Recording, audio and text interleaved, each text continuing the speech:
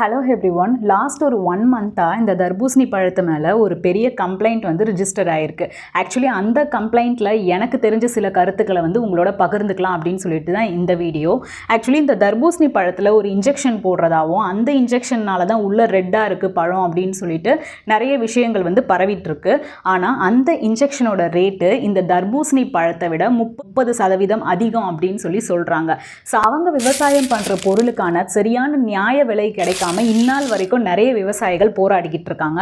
ஆனால் அவ்வளோ விவசாயத்துக்காக போராடுற அவங்க கிட்ட எப்படி ஒரு இன்ஜெக்ஷன் வாங்க காசு இருக்கும் அப்படின்னு சொல்லி நினைக்கிறீங்க? தர்பூசணி பழத்துக்கு மேலே இருக்கிற குற்றச்சாட்டுக்கு பின்னாடி ஏன் கருத்துப்படி என்ன சொல்லணும் அப்படின்னா, பெரிய தொழிற்சாலைகளுடைய வேலைப்பாடுகள் இருக்கிறதா நான் முழுமையாக நம்புகிறேங்க. அண்ட் 70% மக்கள் வந்து தர்பூசணி பழத்தை வெயில் காலத்தை எடுத்துக்கிறாங்க.